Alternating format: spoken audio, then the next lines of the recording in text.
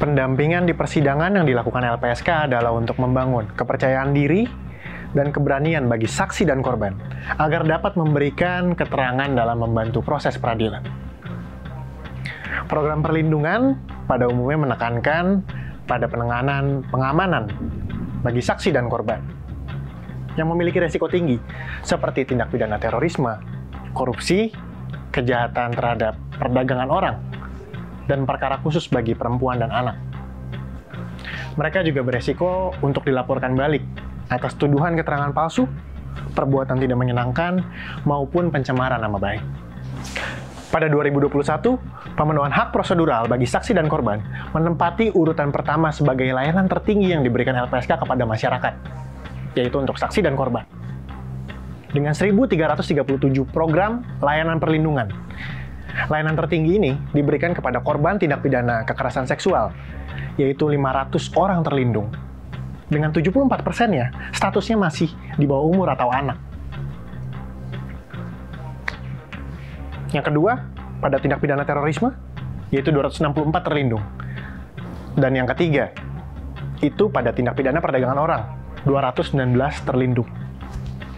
Untuk itu, mari teman-teman semua, simak podcast Rumah Aman episode ke-6 dengan membahas jaminan perlindungan proses hukum LPSK, dipandu dengan saya, Frederick Alexander, bersama narasumber kita, Wakil Ketua LPSK, Ibu Susila Ningtyas.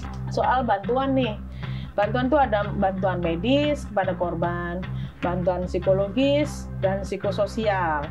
Nah, ini tentu saja dalam memberikan bantuan LPSK tidak bisa berdiri sendiri, bekerja sendiri. LPSK bekerja dengan rumah sakit, para psikolog, dan juga instansi atau kementerian lainnya. Bu, terima kasih banyak sudah menyempatkan waktu untuk hadir di Rumah Aman, Bu.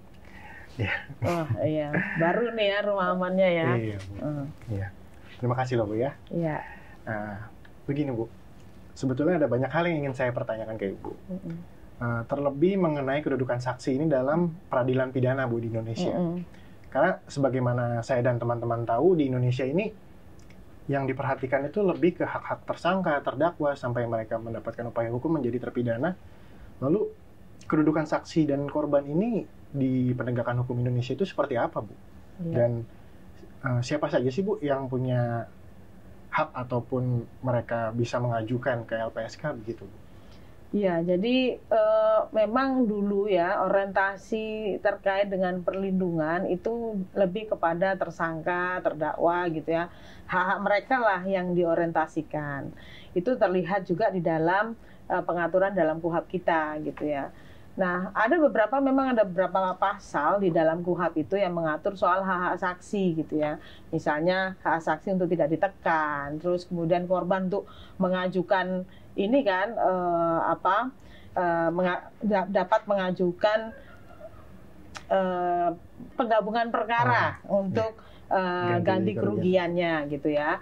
Nah, terus kemudian seiring dengan itu juga di internasional itu juga muncul soal basic principle terkait dengan hak-hak korban kejahatan dan hak-hak korban yang menjadi abuse of power saat itu. Nah, disitulah mulai muncul diskursus dan kemudian bahkan didoronglah bahkan ada beberapa praktek kemudian negara-negara ini di dunia kemudian mulai memperhatikan mengenai pentingnya saksi dan korban dalam mengungkap kejahatan beserta pemenuhan hak-haknya karena dinilai saksi korban ini memiliki peran yang penting untuk mengungkap kejahatan karena selama ini yang fokusnya kan memang terdakwa, tersangka, tetapi hak-hak mereka apa gitu ya, pemenuhan haknya bagaimana, sementara mereka punya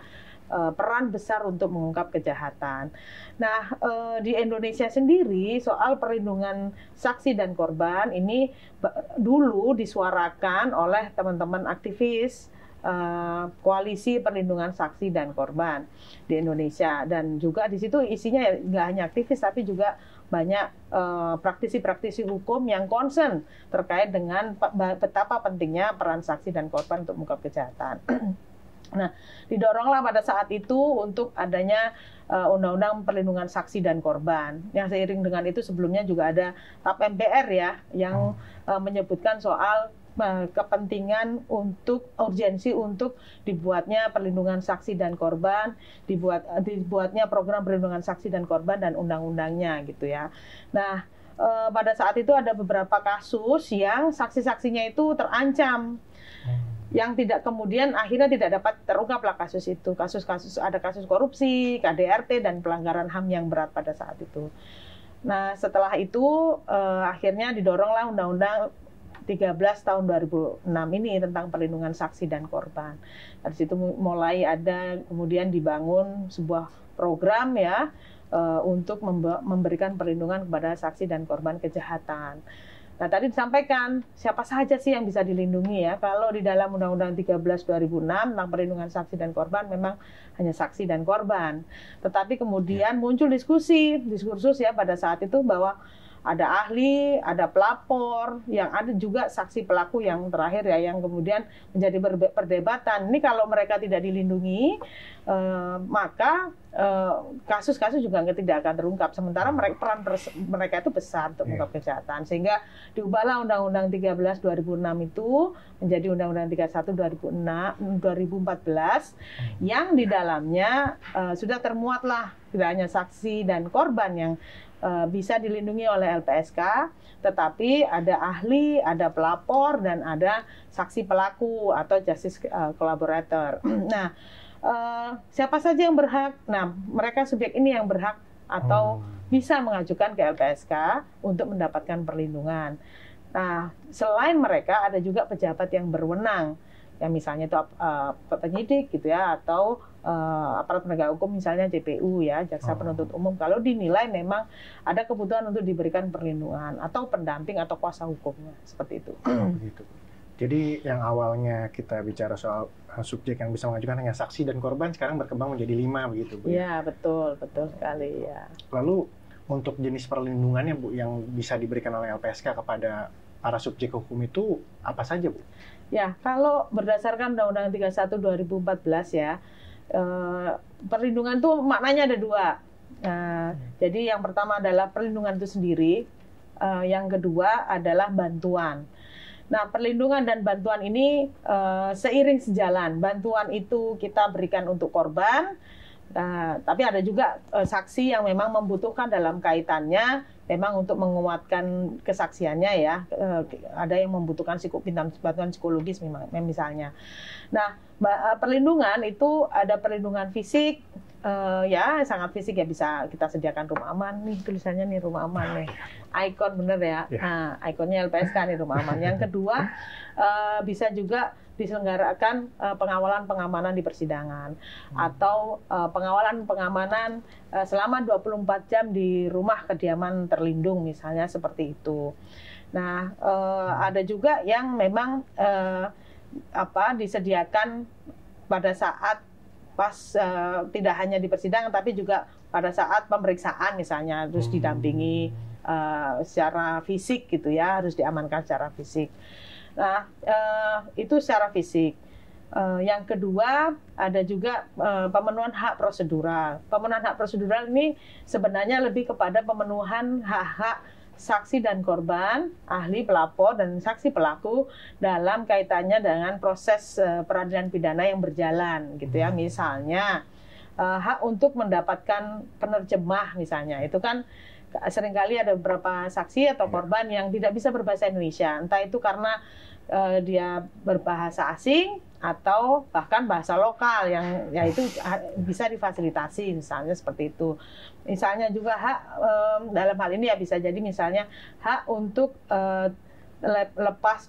bebas dari pertanyaan menjerat. Nah, ini kan seringkali saksi ini atau korban ini takut nih diperiksa karena takut ada pertanyaan menjerat yang kemudian membuat dia jadikan tersangka. Seringkali banyak begitu. Nah, ini salah satu hak yang harus diberikan kepada saksi dan korban, termasuk ahli dan pelapor di situ. Nah, selain itu ada juga perlindungan hukum ya. Perlindungan hukum ini adalah diatur di dalam pasal 10 Undang-Undang Perlindungan Saksi dan Korban. Itu diatur di Undang-Undang 13 2006 maupun di Undang-Undang 31 2014. Nah, pasal 10 ini menyebutkan saksi, ahli, pelapor, saksi pelaku tidak dapat digugat baik secara perdata maupun pidana atas kesaksian yang diberikan, yang sudah diberikan dan akan diberikan. Itu pertama. Yang kedua, jika ada tuntutan kepada saksi, tuntutan hukum kepada saksi, ahli, pelapor atas kesaksian tersebut, maka pelaporan yang berikutnya harus dibuktikan dulu pelaporan yang sebelumnya. Jadi kesaksian sebelumnya ini yang dia sampaikan, informasi yang dia sampaikan itu dibuktikan dulu, baru kalau memang tidak terbukti baru kemudian yang berikutnya sampai keputusan, sampai yang kasus pertama tadi yang dia laporkan, yang dia ungkap itu memiliki berkeputusan hukum tetap, baru kemudian bisa yang kasus yang dilaporkan balik terhadapnya itu bisa disidik setelah ada putusan pengadilan berkekuatan hukum tetap. Seperti itu. Nah, nanti ada lagi soal bantuan nih. Bantuan itu ada bantuan medis kepada korban, bantuan psikologis dan psikososial. Nah, ini tentu saja dalam memberikan bantuan LPSK tidak bisa berdiri sendiri, bekerja sendiri. LPSK bekerja dengan rumah sakit, para psikolog, dan juga instansi atau kementerian lainnya. Itu dalam konteks bantuan. Di sisi lain juga mereka itu korban itu berhak untuk mendapatkan restitusi dan kompensasi. Restitusi itu adalah ganti kerugian yang diberikan oleh pelaku kejahatan terhadap korban kejahatan yang diputuskan melalui putusan pengadilan. Jadi diputuskan dulu oleh pengadilan baru kemudian dibayar oleh pelaku. Nah, satunya lagi kompensasi. Kompensasi ini hanya untuk 3 korban kejahatan. 1, pelanggaran HAM yang berat. Yang kedua, tindak pidana terorisme. Yang berikutnya adalah kekerasan seksual. Nah, korban-korban ini berhak untuk mendapatkan kompensasi. Kompensasi itu apa? Adalah ganti kerugian yang dibayarkan oleh negara, gitu ya. Nah, untuk yang khusus untuk yang korban kekerasan seksual itu memang tidak serta-merta langsung diberikan kompensasi atau langsung kompensasi dituntutkan gitu ya. Tetapi nanti ada fase-fase khusus yang sebelum sampai ke sana. Misalnya apakah memang pelakunya ini benar-benar tidak sanggup membayar seperti itu. Nah, ini yang sedang diatur ya, bagaimana pengaturannya, dan kompensasi untuk korban kekerasan seksual ini diatur secara khusus melalui pembayarannya melalui dana bantuan korban yang dikelola oleh negara. Dana bantuan ya Bu ya. Jadi itu yang dilakukan oleh LPSK, program-program yang diberikan oleh LPSK kepada saksi dan korban, ahli dan pelapor. Nah, khusus untuk yang saksi pelaku ada 2 nih. Ada penanganan khusus dan penghargaan secara khusus. Nah, saksi pelaku ya ingat ya Baradae ya, lagi rame ini kasus. Nah, Baradae ini kan kita tetapkan, LPSK tetapkan sebagai justice kolaborator, maka dia memiliki hak untuk mendapatkan perlindungan dengan dua cara tadi, penanganan khusus dan penghargaan secara khusus. Kalau penanganan khusus yang pertama adalah dia dipisahkan tahanannya dari pelaku lainnya. Kemudian pemisahan berkas gitu ya. Nah, terus kemudian ada juga nanti kalau bersidang bisa dimungkinkan yang bersangkutan ini hadir menyampaikan keterangannya tidak berhadapan langsung dengan terdakwa. Itu penanganan khusus. Kalau penghargaan ini ya soal keringanan hukuman gitu ya. Terus kemudian nanti kalau memang ditetapkan sebagai memang terbukti ya sebagai pelaku kejahatan dan ditetapkan sanksinya, maka dia akan kita urusin lah hak-haknya sebagai narapidana, misalnya pembebasan bersyarat, remisi tambahan dan sebagainya, seperti itu. Bebas bersyarat. Jadi LPSK ini kalau saya lihat ini memang supermarket ya, A sampai Z harus dilakukan lah ya. Ya, Bu, ya. Iya, betul. Yang penting pemenuhan hak untuk saksi, korban, ahli dan segala itu semuanya terpenuhi, Bu. Iya. Berarti jadi muncul sebuah pertanyaan, Bu. Untuk menjalankan praktek tersebut, Bu, seperti nanti harus koordinasi dengan kepolisian, lalu kejaksaan, kehakiman, mungkin dengan Kumham juga mungkin, Bu, untuk napi-napinya itu ada nggak, Bu, kesulitan-kesulitannya gitu, Bu? Waduh, ya kesulitannya pertama dulu ya kalau dalam cerita sejarah LPSK dulu ya. Pertama dulu ketika kita melakukan pendampingan, kita sebelum ada revisi undang-undang perlindungan saksi dan korban ya, itu kita di banyak orang yang nggak kenal LPSK dikira kita LSM, nah dikira kita NGO, terus ya aparat penegak hukum banyak yang nggak paham. Nah seiring berjalan juga sekarang banyak yang sudah tahu, dan nah yang kita hadapi adalah saat ini banyaknya pengajuan permohonan restitusi, perlindungan ke LPSK makin meningkat ya. Alhamdulillah LPSK dipercaya oleh publik, tapi di sisi lain staf kita juga tidak bertambah.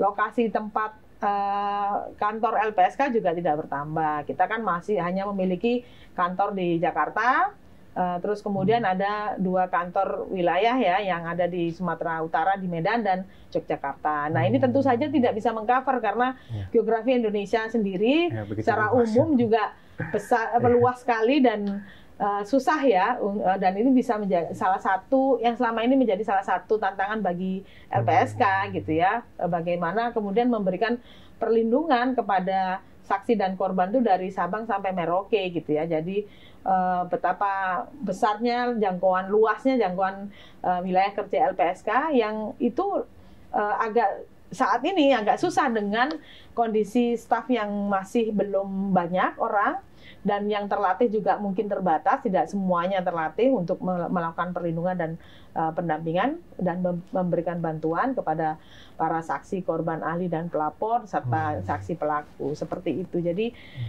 itu ada juga masih ada PR lagi terkait dengan ini ya anggaran ya. Anggaran perlindungan saksi dan korban itu harusnya unlimited budget gitu mestinya. Cuman ya karena kita masih seperti ini ya, di sisi lain juga budgetnya terbatas ya, akhirnya ya semuanya kita lakukan dengan budget yang ada gitu. Mungkin itu untuk tantangan di dalam negeri. Bagaimana kalau di luar negeri, Bu? Apakah pernah LPSK bekerja sama dengan negara lain untuk dalam rangka memenuhi pemenuhan hak saksi korban begitu, Bu? Yang tantangan terbesar di internasional ya adalah tidak semua negara memiliki program dan mekanisme perlindungan saksi dan korban seperti halnya LPSK, seperti halnya Indonesia gitu ya. Yang di Indonesia ini sebenarnya jauh lebih bagus.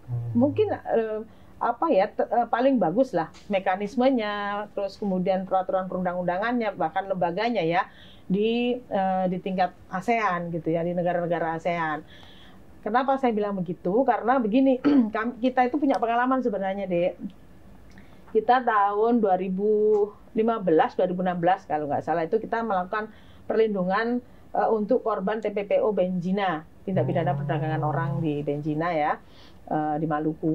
Nah, pada saat itu kita mau koordinasi dengan pemerintah setempat, itu kita juga kesulitan. Siapa counterpart kita? Karena di Myanmar, gini ya, korbannya pada saat itu 500-an lebih lah.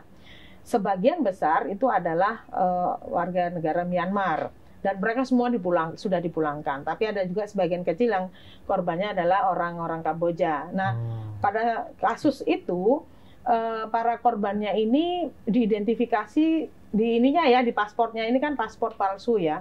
Semuanya itu ya. Namanya itu palsu semua, pakai nama Thailand. Terus paspornya juga paspor Thailand semua. Padahal mereka semua warga negara Myanmar. Nah, kesulitannya pada saat itu adalah karena mereka di sana Myanmar ini tidak punya lembaga dan program yang sama dengan Indonesia dan LPSK, maka kita kesulitan nih, siapa counterpart Indonesia, siapa counterpart LPSK untuk melakukan perlindungan terhadap para saksi. Sementara mereka ini dibutuhkan untuk bersaksi di Indonesia, gitu. Dan mereka sudah pulang.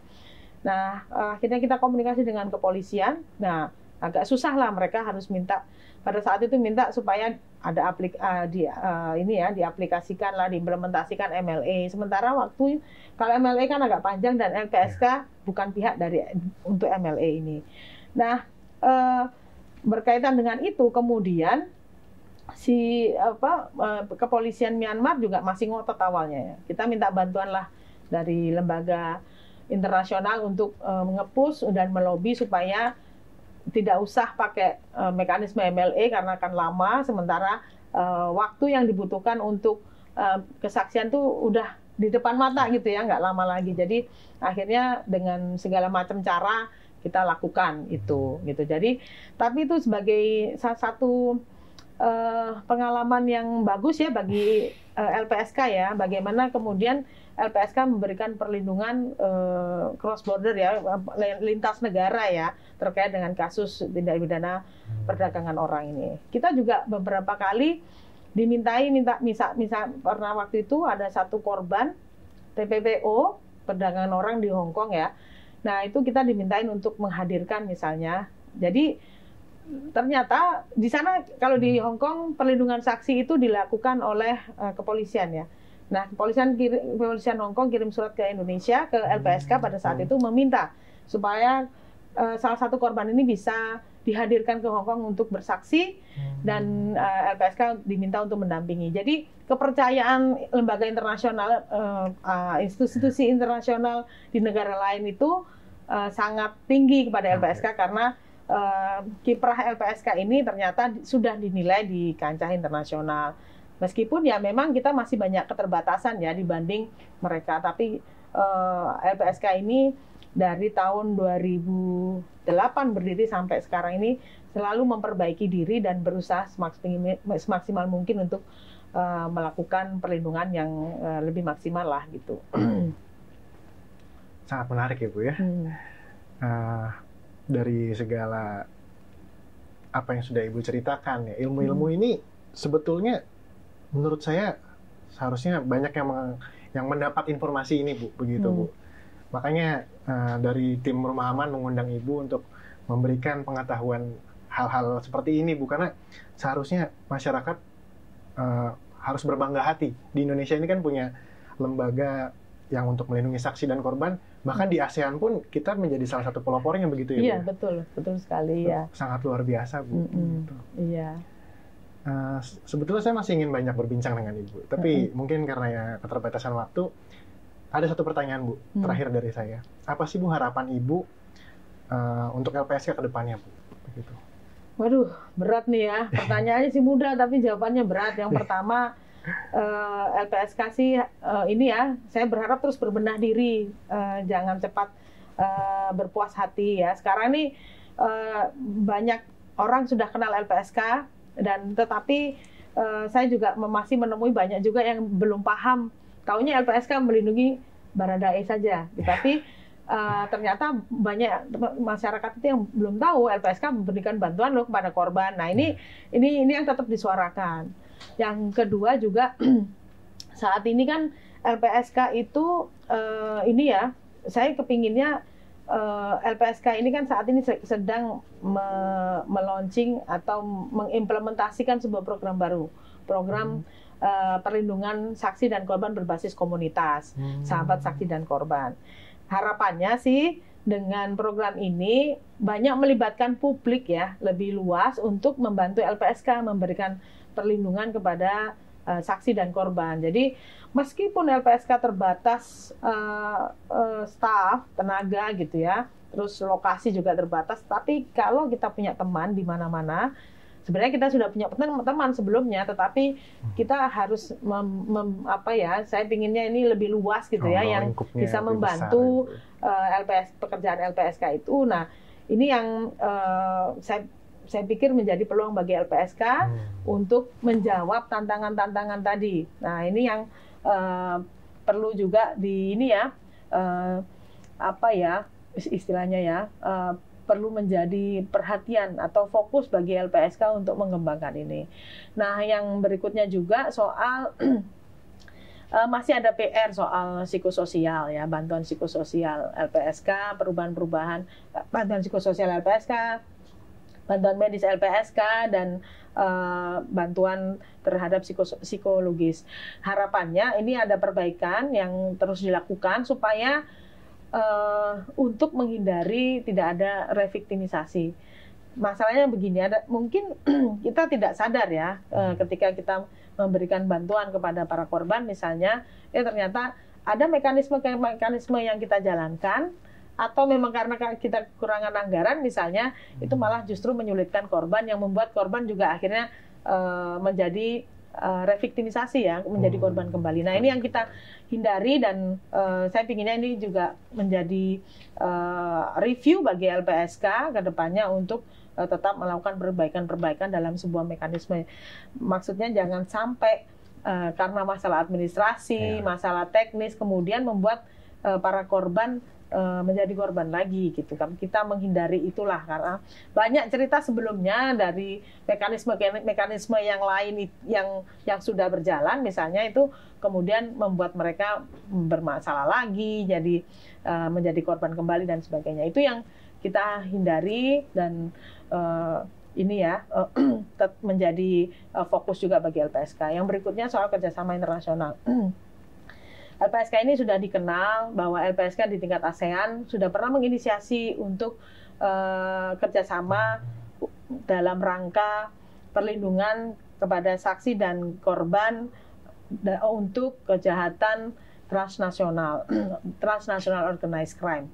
Nah, dari sini ini harapannya sih soal awareness terkait dengan perlindungan saksi dan korban di negara-negara ASEAN itu sama gitu ya. Jadi ketika nanti kita memberikan perlindungan kepada warga negara Indonesia yang ada di luar negeri, di negara-negara ASEAN, negara tetangga kita, pikirannya sama soal bagaimana melaksanakan perlindungannya, bagaimana memenuhi kebutuhannya, bagaimana memenuhi bantuannya, seperti itu. Nah, ini yang perlu kita tingkatkan kembali ya, supaya negara-negara ASEAN ini juga siap membantu, karena faktanya memang sekarang kejahatan itu tidak hanya udah banyak kejahatan yang lintas negara, kasus TPPO, kemudian narkotika misalnya, terus kemudian ada juga kasus-kasus terorisme, misalnya nggak jauh ya Malaysia misalnya, kan ada banyak kasus TPPO yang pelakunya di sana, korban kita juga warga negara kita sebagai korban juga di sana, kemudian dipulangkan di sini, tapi di sana nggak ada proses penegakan hukum. Nah, ini yang kalau bisa sama, kita juga di sini ada proses penegakan hukum, di sana juga ada proses penegakan hukum. Mereka juga membantu warga negara kita di sana.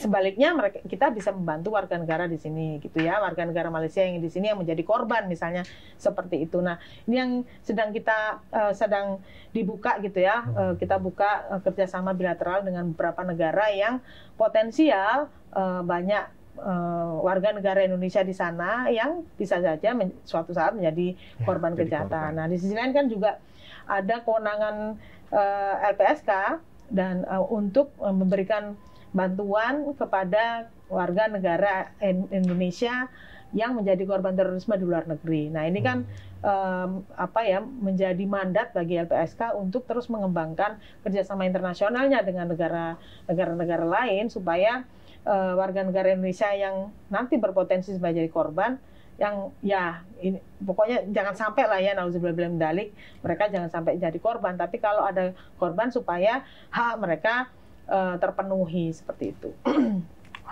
Luar biasa sekali, Bu. Ya, saya harap buat teman-teman di sana mungkin yang kita nggak pernah tahu ya, Bu, yang namanya kejahatan itu terjadi dimanapun, kapanpun. Tapi mungkin bagi mereka yang berstatus sebagai korban ataupun saksi, jangan pernah takut untuk mengungkapkan yang namanya kejahatan, ceritakan, ajukan permohonan ke LPSK kalau kalian merasa butuh. Terima kasih banyak buat atas waktunya. Iya. Sama-sama. Selamat sore. Ini dulu ya.